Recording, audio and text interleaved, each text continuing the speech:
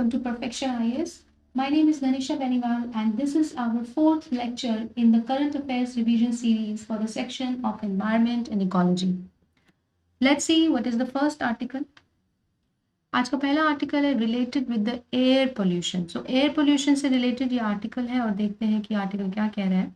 Centre ने अपने जो पार्टिकुलेट मैटर के कॉन्सेंट्रेशन के रिडक्शन के जो टारगेट थे उसको क्या है चेंज किया है. फ्रॉम 20-30% बाय 2024 रिड्यूस करने की बजाय अब सेंटर जो है 40% रिड्यूस करेगा बाय 2026. सेंटर ने 2019 में नेशनल क्लीन एयर प्रोग्राम को रिलीज किया गया था. इस प्रोग्राम ने 2017 को एज अ बेस ईयर बना करके ये टारगेट रखा था कि PM10 और PM2.5 की कॉन्सेंट्रेशन को नेशन वाइड लगभग 20-30% रिड्यूस करेंगे बाय 2024. NACF जो है वो सिटी स्पेसिफिक एक्शन प्लान था जिसमें लगभग जो नॉन कन्फॉर्मेंस सिटी थी यानी कि जो नॉन परफॉर्मिंग सिटी थी जिन्होंने NAAQS यानी कि जो national ambient air quality standard जो डिसाइड किए गए थे उनमें उनकी परफॉर्मेंस अच्छी नहीं थी. इन्हीं सिटीज़ को जो है लिया गया था और ऐसी लगभग 132 सिटीज़ हैं जहां पर नेशनल क्लीन एयर प्रोग्राम को इम्प्लीमेंट किया जाता है. 18 मिलियन प्लस सिटीज को डेजिग्नेट किया गया था by the 15th finance commission for performance based air quality funding. यानी कि 15th फाइनेंस कमीशन ने एक नई तरीके की फंडिंग इंट्रोड्यूस करी थी जो कि सिटीज की एयर क्वालिटी के ऊपर डिपेंड होगी. ऐसी सिटीज जिनमें 8 मिलियन प्लस पॉपुलेशन है उनकी परफॉर्मेंस देखी जाएगी एयर क्वालिटी के कॉन्टेक्स्ट में और फिर उसके रिलेटेड उनको क्या दी जाएगी फंडिंग दी जाएगी. The next news is related with the Blue Transformation Initiative. Recently जो फूड एंड एग्रीकल्चर ऑर्गेनाइजेशन है उसने अपनी एक रिपोर्ट रिलीज करी है जिसका नाम है blue transformation a road map 2022 to 2030. Food and agriculture organization का ये जो वर्क है it is related with the food aquatic system यानी कि जो एक्वेटिक सिस्टम है फूड का उससे रिलेटेड है. वो गाइड करेगा रोड मैप फॉर ट्रांसफॉर्मेशन यानी कि बेसिकली ये जो ब्लू ट्रांसफॉर्मेशन है ये सस्टेनेबल फिशरीज एंड एक्वाकल्चर से रिलेटेड है. सो ये जो रिपोर्ट रिलीज की गई है ये FAO का जो स्ट्रेटेजिक फ्रेमवर्क है जो 2022 to 2031 के लिए है for the sustainable fisheries and aquaculture and COFI की 2021 की डिक्लेरेशन थी for sustainable fisheries and aquaculture. उसी से रिलेटेड क्या है ये रिपोर्ट रिलीज की गई है. Now let us talk about ये ब्लू ट्रांसफॉर्मेशन का रोड मैप है क्या. It is related with aquaculture fisheries and value chains. इन सभी के टारगेट्स हैं बेसिकली रिलेटेड है सस्टेनेबिलिटी से जो कि सस्टेनेबल डेवलपमेंट गोल्स के टारगेट 13, 14 एंड 15 से रिलेटेड है. क्लियर खास करके ये टारगेट रिलेटेड है life under ocean. Sustainable aquaculture को इंटेंसिफाई करना है, इफेक्टिव मैनेजमेंट करना है फिशरीज का और उनके स्टॉक का ताकि इक्विटेबल लाइवलीहुड को प्रमोट किया जा सके. और वैल्यू चेन्स है उनको अपडेट करना है ताकि एनवायरमेंटल वायबिलिटी को बढ़ाया जा सके of the aquatic food system. Blue transformation में कुछ ऐसी organization governments and people who are dependent upon the aquatic and upon the aquaculture and upon the ocean resources उनके करंट और नॉलेज को लेवरेज किया जाएगा ताकि ऐसी टूल्स एंड प्रैक्टिसेस डेवलप की जा सके जो कि सिक्योर करेगी सस्टेनेबल एक्वेटिक फूड को और उसके प्रोडक्शन को क्या है मैक्सिमाइज करेगी ताकि कंट्रीब्यूट किया जा सके food security nutrition and affordable healthy meals for everyone. So ये ब्लू ट्रांसफॉर्मेशन का क्या है एक मोटिव है एक मोटो है ब्लू ट्रांसफॉर्मेशन का. जितने भी एक्वेटिक फूड सिस्टम में प्लेयर्स हैं यानी कि स्टेक होल्डर्स हैं और उनकी जो वैल्यू एडिड एक्टिविटीज़ हैं एक्वेटिक फूड प्रोडक्शन में उन सभी के जैसे एग्रीगेशन है प्रोसेसिंग है डिस्ट्रीब्यूशन कंजम्पशन एंड डिस्पोजल उन सभी को इस ब्लू ट्रांसफॉर्मेशन के फ्रेमवर्क में क्या है इंक्लूड किया गया है. सो ब्लू ट्रांसफॉर्मेशन जो रिपोर्ट है वो रिलीज करी है किसने FAO यानी कि फूड एंड एग्रीकल्चर ऑर्गेनाइजेशन ने. नेक्स्ट न्यूज है स्वच्छ सुजल प्रदेश. अंडमान एंड निकोबार जो है इंडिया का पहला स्वच्छ सुजल प्रदेश क्या है बन गया है. बेसिकली इसे सर्टिफाई किया जाता है बाय जल शक्ति मिनिस्ट्री और उसमें 3 इंपॉर्टेंट कंपोनेंट है, जिसमें सबसे पहला कंपोनेंट है secure drinking water supply and management का। दूसरा कंपोनेंट है ओडीएफ यानी कि open defecation free, additionally solid and liquid waste management and ODF sustainability. ये 3 इंपॉर्टेंट कंपोनेंट्स हैं जिसके आधार पर स्वच्छ सुजल प्रदेश का जो टैग है, जो सर्टिफिकेट है, वो मिलता है। सेवरल डोमेन्स में ये इंटरवेंशन है जो कन्वर्ज करता है, जिसमें इंफॉर्मेशन, एजुकेशन, कम्युनिकेशन शामिल है, एक्शन प्लान इंक्लूडेड है, और जितने भी अंडमान एंड निकोबार के आइलैंड इंक्लूडेड हैं उन सभी को क्या है, वो हर जल सर्टिफाइड है, हर घर जल सर्टिफाइड है। यानी कि अंडमान एंड निकोबार के जो सेटलमेंट्स हैं वो हर घर जल सर्टिफाइड है, यानी कि सभी घरों में डोमेस्टिक पाइपलाइन है वाटर सप्लाई की। नेक्स्ट न्यूज है इज अबाउट द पर्सिलेन। एक रिसर्च में डिस्कवर किया गया है पोर्टुलोका ओएरेसिया और पर्सिलेन, जो कि ड्रॉट टॉलरेंट क्रॉप है और क्लाइमेट चेंज्ड एनवायरनमेंट में क्या है, हेल्प करेगा। तो इस प्लांट के बारे में जान लेते हैं। बेसिकली एक सक्यूलेंट प्लांट है, यानी कि इसमें सक्यूलेंट प्लांट्स वो प्लांट होते हैं जिनमें वाटर कंटेंट जो है ज़्यादा होता है। सक्यूलेंट प्लांट्स वो प्लांट हैं जिनमें वाटर कंटेंट ज़्यादा होता है, और ऐसे जो प्लांट्स हैं वो पुअर सॉइल कंडीशन में भी डेवलप कर सकते हैं। ये plant North Africa, South Southern Europe to Middle East, India, Malaysia and Australasia में क्या है, ग्रो करता है। पर्सिलेन क्या है, has evolved as a drought tolerant plant, right. यानी कि जब पानी सूखा पड़ता है, यानी कि जब ड्रॉट की कंडीशन होती है, उसको भी ये प्लांट क्या है, टॉलरेट कर लेता है, और इसीलिए ये प्लांट की जो इंपॉर्टेंस है in the context of the change climate change and global warming में क्या है, बढ़ जाती है। जो पर्सलिन है वो ड्रॉट टॉलरेंट कैसे है, एक डिफरेंट मैकेनिज्म जो फॉलो होता है इस प्लांट में, जो कि इसे ड्रॉट टॉलरेंट बनाता है। सबसे पहला जो ग्रीन प्लांट है वो अपना न्यूट्रिशन खुद बनाता है using carbon dioxide water via photosynthesis. Photosynthesis वो प्रक्रिया है जो कि सूरज की रोशनी में कार्बन डाइऑक्साइड और वाटर की प्रेजेंस से ग्लूकोज बनाती है, यानी कि कार्बन कंपोनेंट बनाती है, जो कि एक तरीके से फूड एक्ट करता है किसका, प्लांट का। क्लियर। सो मैनी जो एनिमल्स यानी कि बहुत सारे जो एनिमल्स हैं उन्होंने सेपरेट वेज डेवलप किए हैं ताकि इस प्रोसेस को क्या एनहांस किया जा सके। यहाँ पे एनिमल्स नहीं होगा, यहाँ पे एक्चुअली में प्लांट्स होगा। ठीक है, ये थोड़ी सी मिस्टेक है, आप करेक्ट कर लीजिए। हर एक प्लांट के पास अपना तरीका होता है ड्रॉट से डील करने का या फिर एक्सट्रीम क्लाइमेट कंडीशन से डील करने का। फॉर एग्जाम्पल की corn and sugar cane plants जो होते हैं वो C4 फोटोसिंथेसिस का जो पाथवे है उसको यूज करते हैं और हाई टेम्परेचर को सरवाइव कर जाते हैं। बहुत सारे कैक्टस और अगेव्स प्लांट होते हैं जो कि कैम फोटोसिंथेसिस यूज करते हैं और ड्राई रीजन्स को सरवाइव कर जाते हैं। आपको ये दोनों मैकेनिज्म्स में ज़्यादा डिटेल में जाने की ज़रूरत नहीं है, बट जो कि इम्पॉर्टेंट चीज़ है वो ये है कि C4 पाथवे और कैम पाथवे क्या है। ये दो इम्पॉर्टेंट फोटोसिंथेसिस के पाथवे हैं जो कि ड्रॉट टॉलरेंट और ऐसे प्लांट जो कि ड्राई रीजन्स में ग्रो करते हैं वो अडॉप्ट करते हैं अपने फोटोसिंथेसिस के लिए। क्लियर। सो पर्सिलेन भी ऐसा ही यूनिक फोटोसिंथेसिस वाला प्लांट है जो कि इन दोनों ही मैकेनिज्म्स को कंबाइन करता है एक मेटाबॉलिक पाथवे, और इस वीड को, यही मैकेनिज्म इस वीड को ड्रॉट रेजिस्टेंट एंड प्रोलिफिक जो है वो बना देते हैं। अब बात करते हैं हम air quality and health in cities की। Recently state of global air ने एक रिपोर्ट रिलीज करी है जिसका नाम है air quality and health in cities. So health effect institute है और दूसरा है institute for health metrics and evaluation, दोनों ने ही कोलैबोरेट किया है with the state of global air, एक इंस्टीट्यूट है, और इस रिपोर्ट को क्या है, रिलीज किया है। ये जो इंस्टीट्यूट है हेल्थ इफेक्ट इंस्टीट्यूट एक यूएस बेस्ड इंस्टीट्यूट है और स्टेट ऑफ ग्लोबल एयर उसी का ही क्या है, इनिशिएटिव है इसी स्टडी का।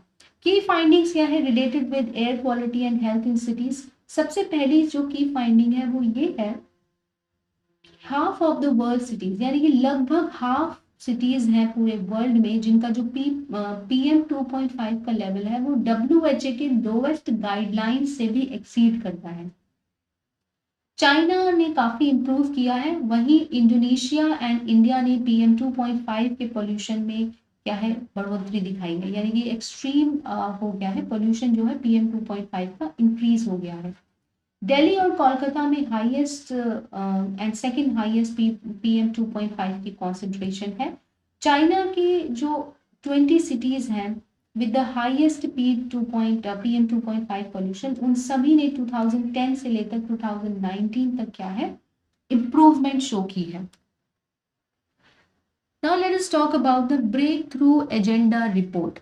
So International Energy Agency, International Renewable Energy Agency and United Nation के Climate Change High Level Champions ने एक एजेंडा यानी कि एक रिपोर्ट इशू की है जिसका नाम है breakthrough agenda report for the year 2022। United Nation के क्लाइमेट चेंज कॉन्फ्रेंस यानी कि COP26 में नवंबर 2021 में ये जो ब्रेक थ्रू एजेंडा है, इसको फर्स्ट ऑफ इट्स काइंड, ये अपने जैसा एक पहला तरीके की प्रोग्रेस रिपोर्ट है जिसको लॉन्च किया गया था कब, नवंबर 2021 में, जब COP27 ग्लासगो में UNFCCC की 26th मीटिंग हुई थी कॉन्फ्रेंस ऑफ पार्टीज की। सो बेसिकली इसमें 2/3 ऑफ द वर्ल्ड इकोनॉमी शामिल है, जिसमें G7, इंडिया और चाइना भी इंक्लूडेड है।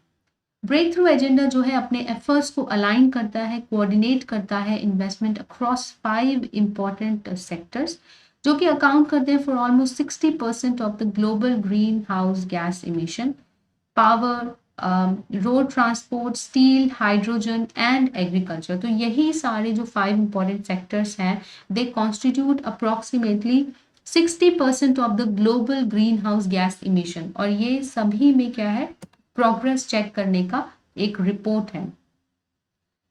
तो कुछ सेक्टर स्पेसिफिक सजेशंस जो हैं वो इस रिपोर्ट में मेंशन किए गए हैं और वो कुछ इस तरीके से हैं। सबसे पहला है पावर। सो जो क्रॉस बॉर्डर पावर है, रीजनल पावर कनेक्शन है, उनको रिकंसिडर करना है और स्मार्ट ग्रिड को और क्लीन पावर सिस्टम को प्रमोट करना है। रोड ट्रांसपोर्ट के सेक्टर में सजेशंस दिए गए हैं कि एक जीरो इमिशन की डेडलाइन जो है वो सेट करनी है for all the road vehicle sale. Steel के कॉन्टेक्स्ट में जो है लो इमिशन को डिफाइन किया गया है और नियर जीरो इमिशन स्टील का प्रोडक्शन होना चाहिए। Hydrogen standards and certification methods include किए गए हैं और एग्रीकल्चर सेक्टर में जो है इंटरनेशनल स्टैंडर्ड्स पे अग्री किया जाएगा ताकि मॉनिटरिंग एंड रिपोर्टिंग की जा सके on the natural resources that in which agriculture relies upon, यानी कि ऐसे नेचुरल रिसोर्सेज जिसमें एग्रीकल्चर रिलाई करता है उन सभी पर उन सभी के यूटिलाइजेशन पर जो है एक इंटरनेशनल स्टैंडर्ड जो है वो सेट किया जाएगा। अब आगे बढ़ते हैं और देखते हैं world water development report of the year 2022। So UNESCO ने 2022 की वर्ल्ड वाटर डेवलपमेंट रिपोर्ट को इशू किया है जिसमें ground water making the invisible visible at the 9th world water forum in डकार, जो कि कहाँ पर है, सेनेगल में है। ठीक है, 9th वर्ल्ड वाटर फोरम हुआ था रिलेटेड विद द ग्राउंड, एक रिपोर्ट रिलीज हुई है वहां पे। तो यूनेस्को ने 2022 का जो इशू है उसको रिलीज किया गया है जिसका टाइटल है वर्ल्ड वाटर डेवलपमेंट रिपोर्ट, जो कि वर्ल्ड वाटर फोरम जो कि अभी फिलहाल में डकार सेनेगल में हुआ है, ये जगह है वहां पर, उसके 9th फोरम समिट की फोरम की जो मीटिंग थी वहां पे उसको रिलीज किया गया है। So world water development report क्या चेक करती है, बेसिकली कैप्चर करती है worldwide concerns related with the fresh water removal from the streams, lakes, aquifers, human made reservoirs causing water shortages in many regions। तो ये जितने भी worldwide concern है with respect to the fresh water, streams, lakes, aquifers और human made reservoirs, उन सभी में shortage के कंडीशंस को क्या करती है, कैप्चर करती है। कुछ की फाइंडिंग्स हैं इस रिपोर्ट की, वो हम देख लेते हैं। सबसे पहले ये है कि जो ग्राउंड वाटर सप्लाई है वो लगभग आधी हो गई है वर्ल्ड हाउस होल्ड वाटर। जो ग्राउंड वाटर सप्लाई है वो वर्ल्ड हाउस होल्ड वाटर के क्या है, 1/2 यानी कि एक आधा हिस्सा जो है ग्राउंड वाटर से आता है हाउस होल्ड सप्लाई का। चैलेंज ये है कि ऐसा एक मिसअंडरस्टैंडिंग है, इस रीजन, ये जो फिनोमिना हम देख रहे हैं कि ग्राउंड वाटर सप्लाईज का, इसका जो रीजन है वो सबसे बड़ा ये है कि एक तो बैड मैनेजमेंट है, मिसयूज है और अंडर इवैल्यूएशन, इसके रिलेटेड क्या है, एक मिसअंडरस्टैंडिंग है लोगों में। तो रिपोर्ट में कुछ सजेशंस दिए गए हैं जो कि सस्टेनेबल डेवलपमेंट गोल 6 यानी कि ensuring availability and sustainable management of the water and sanitation for everyone, इसको एंश्योर करेगा, जिसमें ग्राउंड वाटर के मैनेज सस्टेनेबली मैनेज करना है और कोडिफाई करना है इंटरनेशनल कस्टमरी लॉ स्टैंडर्ड्स को, ताकि जो ट्रांस बाउंड्री एक्विफर्स होते हैं यानी कि जो दो स्टेट्स के बॉर्डर पर यानी कि बाउंड्री लाइन पर होते हैं दो कंट्रीज के, उनको इंटरनेशनल स्टैंडर्ड्स के अंडर क्या है मैनेज किया जाएगा। तो ये कुछ सजेशंस हैं जो रिपोर्ट में दिए गए थे। Now let us move on to the next report जो कि रिलेटेड है mainstreaming biodiversity in forestry. जो food and agriculture organisation and centre for international forestry research है, उन दोनों ने मिलकर के एक mainstreaming biodiversity in forestry का जो कोलैबोरेशन है उसको बनाया है। Now what is this forest biodiversity relationship? देखो, फॉरेस्ट यानी कि जंगल, बायोडाइवर्सिटी यानी कि वहां पर जो एग्जिस्टिंग फ्लोरा एंड फौना है वो, तो बायोडाइवर्सिटी में आपके प्लांट्स और एनिमल शामिल है। जब हम फॉरेस्ट की बात करते हैं यहाँ पे एबायोटिक प्लस बायोटिक फैक्टर दोनों ही आ जाते हैं। फॉरेस्ट की इंपॉर्टेंस हिस्ट्री है इसलिए है, लगभग 31% ऑफ द वर्ल्ड की पॉपुलेशन को वो फाइबर, फ्यूल, फूड, फॉडर ये सब प्रोवाइड करते हैं। ट्रॉपिकल फॉरेस्ट जो है वो टेरेस्ट्रियल बायोडाइवर्सिटी का 50% कॉन्स्टिट्यूट करते हैं। ह्यूमैनिटी को प्रोटेक्ट करते हैं against climate change and natural calamities, और कार्बन सिक्वेस्ट्रेशन में हेल्प करते हैं। और लगभग 296 गीगा टन्स ऑफ कार्बन को क्या है फॉरेस्ट ने स्टोर कर रखा है। इसीलिए फॉरेस्ट क्या है हमारे क्लाइमेट चेंज और ग्लोबल वार्मिंग से अडेप्ट एंड उसको मिटिगेट करने का एक सबसे इम्पॉर्टेंट और सिग्निफिकेंट मेथड है और वे है। सो एफएओ के बारे में जान लेते हैं। बहुत सारी रिपोर्ट्स जो है हमने अपने लेक्चर्स में डिस्कस करी है जो कि एफएओ की वजह से रिलीज हुई हैं, तो इसीलिए food and agriculture organization news में रहती है। तो इसका हम एक ऑर्गेनाइजेशन का ओवरव्यू हम देख लेते हैं, ताकि एग्जाम के में अगर इससे रिलेटेड इस इंटरनेशनल रिलेशन इस इंटरनेशनल बॉडी से रिलेटेड अगर कोई क्वेश्चन आता है तो उसे आंसर कर सकेंगे। सो बेसिकली यूनाइटेड नेशन की एक स्पेशलाइज्ड एजेंसी है जो कि वर्क करती है global famine relief activities. Food and world food day commemorate हुआ था 1945 एफएओ में, और उसी दिन क्या है ये जो बॉडी है इसको एस्टेब्लिश किया गया था अक्टूबर 16 को। बेसिकली इसका हेडक्वार्टर रोम इटली में है, और food and world food programme and international fund for agriculture development इसकी क्या है सिस्टर बॉडीज हैं। कुछ इंपॉर्टेंट पब्लिकेशन है, फ्लैगशिप पब्लिकेशन है इस बॉडी की, वो है state of the world forest, state of food and agriculture and world food price index. ये एक बहुत ही इंपॉर्टेंट पब्लिकेशन है जो कि ये बॉडी रिलीज करती है, world food price index. Now let us talk about the Mawmluh cave. ठीक है, so first 100 international union of geological sciences, geological science ने मेघालय के जो मोंगलू केव है उनको इंक्लूड किया गया है। यानी कि जो 100 IUGS साइट्स हैं उसमें एक साइट अब कौन सी हो गई है, मेघालय की मोंगलू केव। सो ये IUGS जियोलॉजिकल हेरिटेज साइट होती क्या है? बेसिकली ये एक इम्पॉर्टेंट लोकेशन होती है जिसमें कोई जियोलॉजिकल फीचर्स होते हैं जो कि scientific they are of the scientific value, जिन्हें हम हिस्टोरिकल कंट्रीब्यूशन के तौर पे as a reference to the historical contribution recognize करते हैं टू द जियोलॉजिकल साइंसेस। जो इंटरनेशनल जियो साइंस प्रोग्राम है डेजिग्नेट करता है फर्स्ट 100 जियोलॉजिकल साइट्स को, और ये यूनेस्को का नॉलेज सेंटर भी है for the geo science collaboration. Clear? So IUGS जो है वो ऐसी साइट्स को रिकॉग्नाइज करता है जिन्होंने कुछ साइंटिफिक वैल्यू होती है और जिन्हें जियोलॉजिकल साइंसेस में कंट्रीब्यूट करने के लिए एज अ हिस्टोरिकल रेफरेंस के तौर पे यूज किया जाता है। जो इंटरनेशनल जियो साइंस प्रोग्राम है वो इन साइट्स को क्या है डेजिग्नेट करता है, और जो IGCP है यानी कि जो इंटरनेशनल जियो साइंस प्रोग्राम है वो यूनेस्को के लिए जियोलॉजिकल साइंस के कोलैबोरेशन में as a knowledge centre work भी करता है। जो पहली 100 साइट्स हैं जियोलॉजिकल इंपॉर्टेंस, उसमें कुछ tectonic, stratigraphical, sedimentological, petrological, mineralogical, hydrogeological, palaeontological and geomorphological and geological historical sites भी प्रेजेंट हैं। Now let us talk about the Mawmluh cave. ठीक है, जो क्रेम मामलो केव है वो 4th लॉन्गेस्ट केव है इंडिया में और लगभग 7 किलोमीटर्स लॉन्ग है। और ये कहाँ पर लोकेटेड है? ये लोकेटेड है मेघालय के ईस्ट खासी हिल डिस्ट्रिक्ट में। जो लेफ्टिनेंट यूले हैं, उन्होंने 1844 में इन केव्स को क्या है इन्वेस्टिगेट किया था, जो कि सोहरा चेरापूंजी में है। और चेरापूंजी कहाँ है? मेघालय के ईस्ट खासी हिल डिस्ट्रिक्ट में है। जो मेघालयन एज केव है उन they are known for their stalagmite formation, rock formation. जो स्टैग्माइट्स होते हैं वो ऐसे ग्राउंड से ऊपर निकले हुए कुछ नुकीले फॉर्म्स होते हैं, जो कि ज्यादातर लाइमस्टोन केव्स में आपको देखने को मिल जाएंगे। स्टैग्माइट्स डिपॉजिट जो होते हैं एक तरीके के मिनरल डिपॉजिट होते हैं। They develop vertically and they are vital to comprehending the global climate system. ये जो स्टैग्माइट्स होते हैं ये ग्लोबल क्लाइमेट सिस्टम को मॉनिटर करने के लिए भी एक इम्पॉर्टेंट और सिग्निफिकेंट कंट्रीब्यूट करते हैं। 5 रिवर्स हैं जो कि डीप लेक बनाती हैं विद इन दिस केव, यानी कि केव के जो अंडरग्राउंड लेक जो है फ्लो करती है, जो बनती है 5 रिवर्स की वजह से यहाँ पर जो है फॉर्म होती है। So this was about the Mawmluh cave, जिनको इंक्लूड किया गया है as a geological site. Now let us talk about the emission gap report of the year 2022. जो emissions gap report है 2022 की, वो कहती है कि जो क्लाइमेट कैटास्ट्रॉफ है वो डिमांड करता है कि सोसाइटी जल्द ही बदले, अदरवाइज जो विंडो है वो क्लोज हो जाएगी। यानी कि कहने का मतलब ये है कि जो फाइनेंस सिस्टम है या और भी दूसरे एफर्ट्स हैं उनको फास्टर रीअलाइन करने की जरूरत है विद द पेरिस एग्रीमेंट।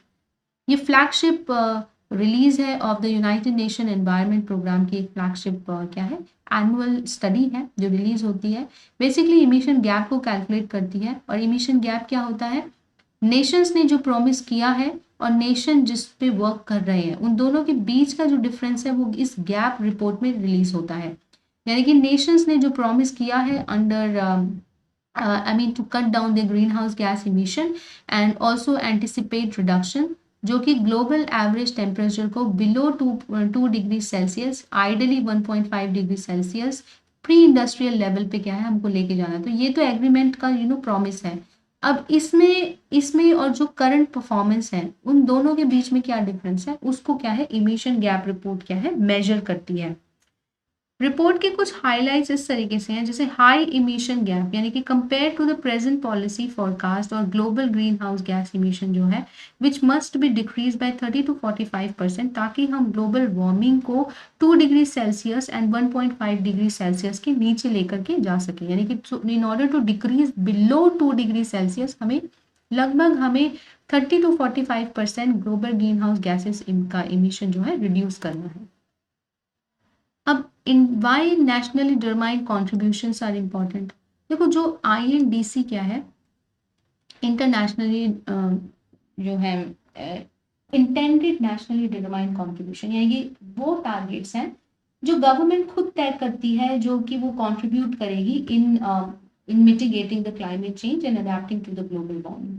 सो जो करंट पॉलिसी है अकॉर्डिंग टू द रिपोर्ट, अगर हमने कम नहीं किया तो by 2100 by the year 2100 temperature हो जाएगा 2.8 डिग्री सेल्सियस तक हो जाएगा ग्लोबल वार्मिंग।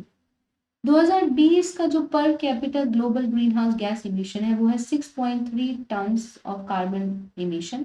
इंडिया जो है ग्रीन हाउस गैसेस का 3rd लार्जेस्ट इमिटर है और उसका जो पर कैपिटल इमिशन है वो है 2.4 tons of carbon dioxide emission, which is of course below the global average। यानी कि ग्लोबली एवरेज अगर देखा जाए मिला करके developed and under developed countries का, तो उससे तो इंडिया क्या है, इंडिया का पर कैपिटल इमिशन क्या है, कम है।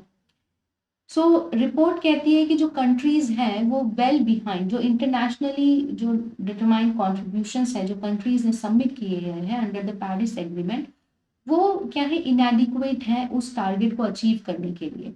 इनइक्वालिटी है, जो poorest of the 50% of house hold है वो केवल 12% ही ग्लोबल ग्रीन हाउस गैसेस का इमिशन करते हैं, मगर जो वेल्दीएस्ट 1% है वो 17% इमिट करते हैं, ग्लोबल ग्रीन हाउस गैसेस का 17% इमिशन करते हैं। तो एक इमिशन की इनइक्वालिटी भी है। The next news of the day is related with the World Energy Outlook. So principal findings क्या है? The world is now experiencing its first ever widespread energy crisis, which was sparked by Russia's invasion of Ukraine. तो world energy outlook ने एक world energy outlook जो है release हुआ है। तो इंडिया जो रशिया और यूक्रेन वॉर हो रहा है उसकी वजह से क्या है, एक एनर्जी क्राइसिस डेवलप हो गई है। ऐसा कहा जाता है अकॉर्डिंग टू द रिपोर्ट कि इंडिया का जो डिमांड है, एनर्जी कंजम्पशन का डिमांड है वर्ल्ड वाइड, वो इस डेकेड में तो क्या है इंक्रीज हो जाएगा, और ऐसा लगभग हर साल कितना होगा 3%, यानी कि हर साल हमारी जो एनर्जी की डिमांड है वो 3% तक ग्रो करेगी। आउटलुक ऐसा भी एंटिसिपेट करता है कि ये जो कॉन्टिन्यूस ग्रोथ है in absolute terms when it comes to the India's coal generation, जो कि 2030 पर क्या है पीक हो जाएगा। यानी कि इंडिया का जो कोल जनरेशन है, क्योंकि ज़्यादातर हम क्या है कोल पर ही डिपेंडेंट है for energy generation, for the generation of electricity, वो कब इंडिया का पीक होगा? 2030 में वो क्या है जाकर के पीक हो। अब हम बात कर लेते हैं ग्रीन हाउस गैस बुलेटिन की। यूनाइटेड नेशन की एक ईयरली रिपोर्ट है जिसे वर्ल्ड मीट्रोलॉजिकल ऑर्गेनाइजेशन रिलीज करती है। यूनाइटेड नेशन का जो meteorological and operational hydrology and related to the geophysical sciences जो है, ये सभी जो ऑपरेशंस हैं वो वर्ल्ड मीट्रोलॉजिकल ऑर्गेनाइजेशन हैंडल करती है। रिपोर्ट के हिसाब से जो 2021 में जो एटमॉस्फेरिक कॉन्सेंट्रेशन थी of the 3 primary greenhouse gases, जिसमें carbon dioxide, methane and nitrous oxide शामिल है, इन्होंने पिछले रिकॉर्ड्स को भी क्या है सरपास कर दिया है, यानी कि इनकी कॉन्सेंट्रेशन पहले के कंपैरिजन में भी क्या है बढ़ गई है। दोनों ही फैक्टर्स यहाँ पर कंट्रीब्यूटर हैं, बायोलॉजिकल भी और ह्यूमन इंड्यूस भी।